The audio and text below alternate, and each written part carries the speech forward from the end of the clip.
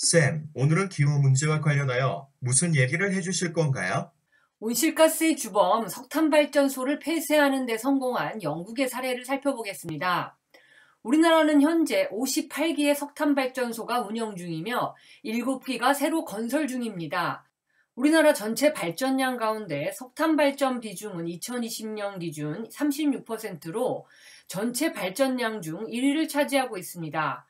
석탄 발전은 이산화탄소 배출의 주범입니다. 국제에너지기구에 따르면 2018년 한국에서 이산화탄소는 총 6억 톤이 발생했는데요. 그중 3.13억 톤이 석탄에서 나왔다고 합니다. 즉 국내 탄소 배출의 52%가 석탄발전소 등 석탄을 이용하는 사업장 책임입니다. 산업혁명의 태동지 영국, 석탄이 엔진이던 국가 영국이 2024년까지 석탄발전소를 폐쇄하고 석탄을 더 이상 사용하지 않는다고 합니다. 영국은 1882년 세계 첫 석탄발전소가 문을 연 이래 1995년 석탄화력 발전 비중이 전체 에너지원의 46.5%를 차지할 만큼 석탄 의존도가 높은 나라였습니다. 2013년에는 38%를 차지했으나 2020년에는 1.8%로 낮췄습니다. 2021년 4월에는 2030년 국가 온실가스 감축 목표를 1990년 대비 68%로 설정하며 탈석탄 데드라인을 2024년 10월로 설정했습니다. 석탄발전소는 영국 중부 지역을 중심으로 3기가 남아있는데요. 3년에 걸쳐 폐쇄할 예정이라고 합니다. 쌤, 영국은 어떻게 탈석탄에 성공할 수 있었나요?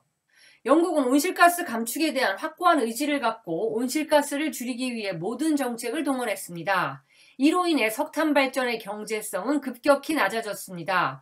그러면서 다른 한쪽에선 재생에너지 보급을 늘려 발전 비용을 낮췄습니다. 그 결과 온실가스 감축과 탈석탄에 성공할 수 있었습니다. 영국은 1990년 이후 전력시장 민영화 및 경쟁체제를 도입하여 다양한 발전 산업자들이 경제성 있는 전력 생산을 위한 최선의 방법을 찾아 소비자들로부터 선택을 받기 위한 경쟁이 치열한 나라입니다. 2008년, 2050년까지 온실가스 순배출을 1990년 대비 최소 80% 이상 감축한다라는 장기 감축 목표를 기후변화법 제정을 통해 법제화하였습니다. 또한 5년 단위로 온실가스 배출량의 상한을 정해 관리하는 탄소 예산 제도를 도입했습니다. 2013년에는 본격적인 전력 분야의 탈탄소화 목표를 위해 탄소 가격 제도, 그리고 탄소세 성격의 탄소 가격 하한제, 신규 석탄 진입을 막기 위한 온실가스 배출 기준 강화, 재생에너지 촉진을 위한 발전 차액 제도, 탈석탄 이후 전력 공급 안정화를 위한 용량 보상 제도 등을 도입해서 탈석탄 정책을 실행하였습니다. 2013년에 도입한 탄소가격 하한제는 일종의 탄소세라고 볼 수 있는데요. EU 배출권 거래지에 따른 탄소 가격이 정부가 정한 최저 탄소 가격보다 낮은 경우 그 차액을 세금으로 납부하도록 한 것입니다. 탄소 가격 하한제는 영국의 석탄 발전 감축에 큰 역할을 한 것으로 평가되고 있습니다. 영국의 석탄 발전소는 2013년 기준으로 전체 전력 생산의 38%를 담당했습니다. 당시 석탄 발전소는 평균 사용 기간이 45년가량으로 시설이 상당히 노후화되어 있었기에 점차 강화되어가는 환경 규제에 대응하려면 상당한 설비 투자가 요구되는 상황이었습니다. 이러한 규제를 충족하기 위해서는 1기가와트 규모의 석탄발전소 건설에 약 10억 파운드, 우리나라 돈으로 약 1.6조 원 상당이 소요될 것으로 예상되었으므로 석탄발전소의 신규 건설은 경제적으로 타당하지 않다는 평가가 내려지게 되었습니다. 이러한 성과를 바탕으로 영국은 2015년 유엔 기후변화회의의 파리 협정을 앞두고 더욱 과감한 온실가스 감축을 위해 가장 탄소 집약적인 에너지원인 석탄 발전에 대한 퇴출 정책을 구체화하였습니다.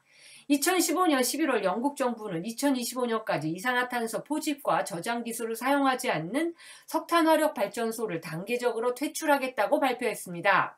2021년에는 2030년 감축 목표를 1990년 대비 68%까지 상향하겠다는 계획을 발표한 데 이어 탈석탄 시점을 한 해 앞당겨 2024년 10월에 석탄 발전을 종료하기로 결정했습니다.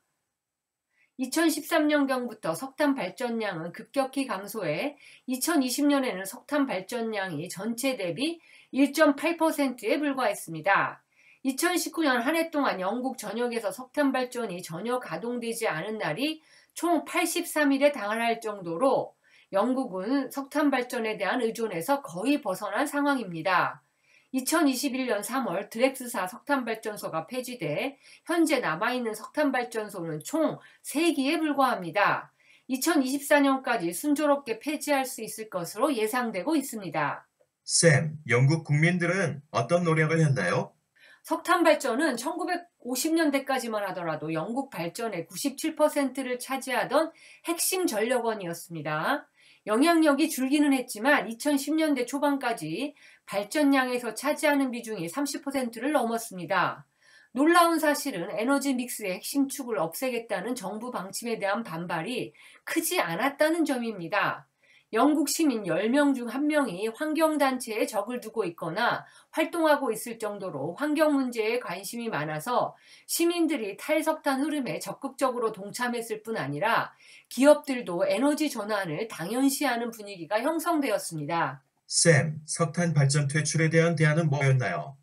영국은 석탄이 사라진 자리를 메우기 위해 탄소 배출이 적은 에너지를 활용하되 다양한 발전원을 확보하는 방향으로 에너지 정책을 세웠습니다.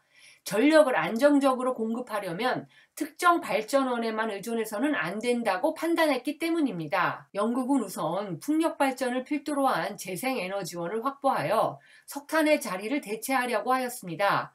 섬나라라는 영국의 지리적 조건은 얕은 해수와 북해에서 불어오는 강한 바람 등 풍력 발전을 위한 최적의 입지 조건을 갖추고 있었습니다.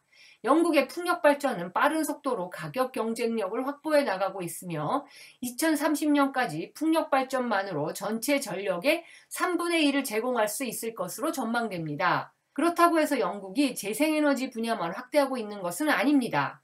석탄 발전 축소와 재생에너지 확대 과정 사이에 전력 공백이 발생할 수 있기 때문에 영국은 가스 발전 비중을 높이고 있습니다.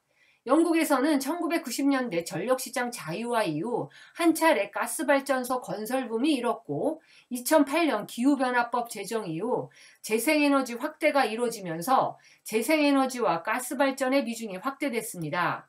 가스는 석탄과 마찬가지로 화석연료이기는 하지만 절반 수준의 이산화탄소를 배출하고 질소산화물이 75%가량 적게 나와 대체 에너지원으로 조명받고 있습니다. 이에 따라 폐쇄 예정인 상당수의 석탄발전소가 가스발전소로 전환하고 있습니다.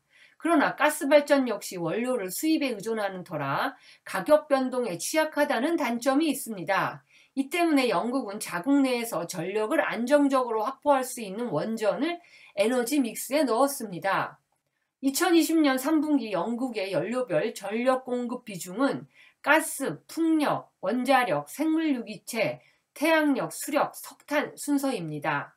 영국은 기후정책 목표를 명확하게 세우고 이를 법률 및 정책으로 만들었습니다. 이러한 정책들을 시행하기 위해 적극적으로 탄소 비용을 전력 시장에 반영하였으며 환경 규제를 강화함으로써 석탄 발전소 비중이 급격히 감소하고 재생에너지 비중이 증가하는 등 짧은 시간 안에 전력 부문의 탈탄소화에 있어 괄목할 만한 성과를 거둘 수 있었던 것입니다.